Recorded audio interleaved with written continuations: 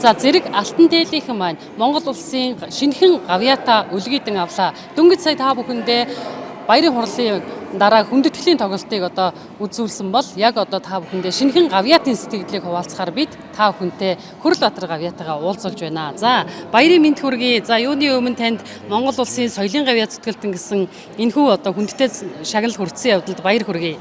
За баярлалаа. Тэгээд үндсэн сум маань төрсөн нутаг маань үүсгэн байгуулсан 100 жилийнхээ ойн баярын үйл ажиллагаан дээр Монголын төр одоо миний уран бүтээлийг үнэлж Монгол улсын урлагийн гавьяа зүтгэлтэн цал тэмдгээр шагналаа. Энэ бол Монголын төр, Монголын ард түмэн над өгч байгаа асар том даалгавар гэж одоо харж байна.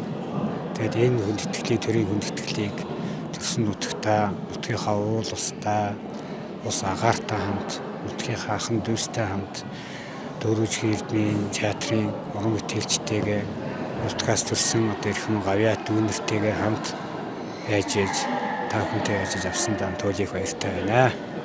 Мэдээж одоо дараагийн хийх ажилд даалгавар болгож энэ хүндтэй шагнал ирж байгаа ч гэсэн таны хийсэн бүтээснийг бас урамшуулж байгаа. Ер нь өнгөрсөн хугацаанд ер нь хичнээн уран бүтээл хийсэн бол магадгүй та энэ шагналыг бас хүлээсэн байх. За яг уран бүтээлийн хувьд бол 16 наснаас эхлээд яг хөгжмийн урлагт хөл тавьсан. Тэр цагаас хойш одоо 30 жил 40 жил яг одоо урлагт зүтгэсэн байна. Энэ хугацаанд яг зөв Монголын ард түмний дуулах дуртай нэг 30 гаруй дуу байдгийг яг одоо нийтийн бүтээл болсон. За нийт дууны уран бүтээлгүй бол 100 гаруй бүтээл хийсэн байдаг. Тэрний 30 гаруй нь л одоо нийтийн дунд ард түмний бүтээл болсон байдаг. Нөгөө тэгвэр одоо миний бүтээсэн бүтээлүүд хүүхдүүдийн бүтээл тэр тусмаа одоо ерөнхий боловсролын сургуулийн хичээлийн програмд дуулагддаг бүтээлүүд нэлээд олон байдаг. Хүүхдийн уран бүтээлийг байр суурь эзэлсэн байдаг. Дуулалт, бүжгэн, жүжигүүд, дуулж жүжигүүд, бүжгийн хөгжмүүд одоо Хинтээ аймгийн ардын дуучин хан Гинтий чуулгын тайзнаас уран бүтээлийнхээ гарааг ихэлсэн. Тэндээс эхлээд одоо уран бүтээлийг хийсэн. Мөн одоо нутгийнхаа театрт, Ховд аймгийн театрт ажиллаж байлаа. Өрөнгө аймгийн Хүчинтаргийн театрт ажиллаж байлаа. Шинжаан уугарын ариадад ажиллаж байлаа.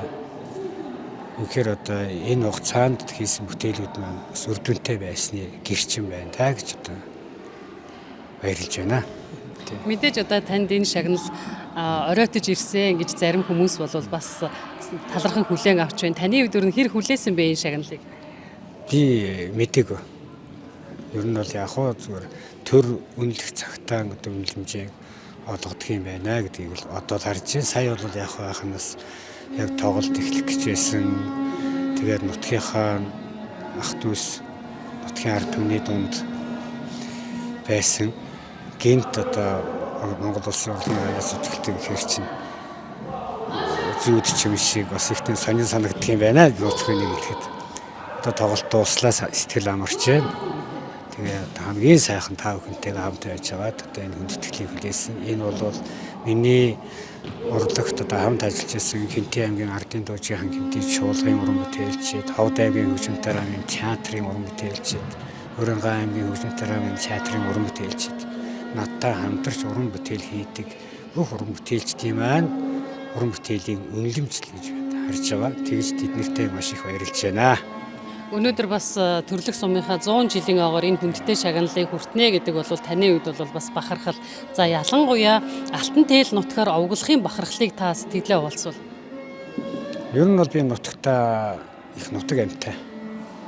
Тэгээс одоо энэ хавраас өсвөлээл би өвдөөл янз болоод ингэсэн гэхэд нутагтаа л нэг очихсан гэж бодсон. Нэгснээ ядруу байсан ч гэсэн нутгийн маань 100 жил болох чинь гэд мэдээд тэгээд нутгийнх маань жас одоо соёлын төвийнхэн засаг захиргааныхан ярьсан.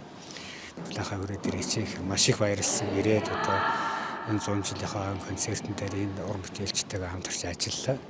Тэгээд одоо би ч сайхан байна. Ядрахаар болтол ажилласанд би сайхан байна.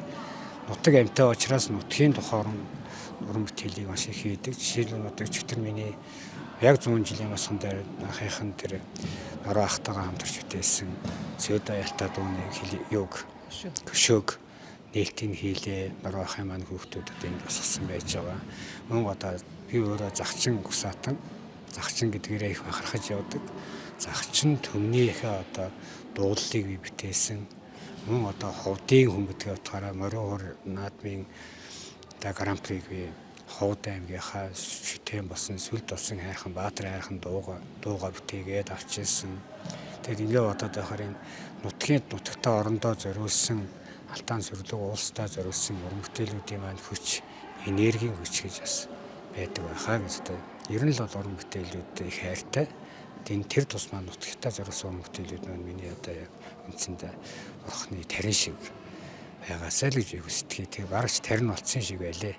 Нутгийн зон олондоо за мөн одоо цахим телевиз үзэж байгаа нийт одоо монголчуудаа таныг одоо дэмждэг дэмжигчдтэй за иргэдтэй дуу хөгжим сонирхдаг одоо нийт хүмүүст та мэдчилгээ дэвшүүлвэл Монголынхаа нийт ард түмэнд тэр тусмаа одоо яг өнөөдөр одоо төрлөх нутгийнхаа сумынхаа 100 жилийн ой хийж байгаа нутгийнхаа зон олонд ойнтон одоо ирж амжаагүй одоо аймгийн зэрэг сумын харьяат дэлхийн өнцөг болонд байгаа бүх хүмүүст нэгдүгээр баярын мэнд хүргэе.